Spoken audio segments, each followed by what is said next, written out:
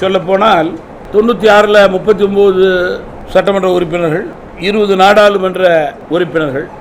அதை வச்சு எனக்கு இன்றைக்கி சைக்கிள் சிம்பல் வேணும்னு கேட்டால் கொடுப்பாங்களா?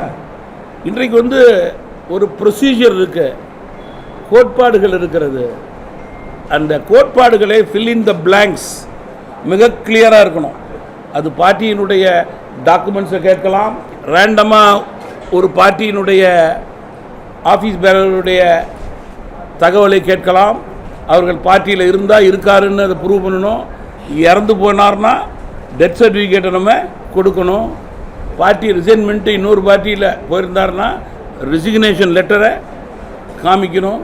இதெல்லாம் இல்லாமல் தேர்தல் ஆணையம் ஆளுங்கட்சியோடு இருக்குது, எதிர்கட்சியோடு இல்லை அப்படின்னு சிம்பலை கொடுத்தா தேர்தல் ஆணையத்திற்கு சட்ட சிக்கல் வந்துவிடும் என்பதை யாரும் மறந்துவிடக்கூடாது.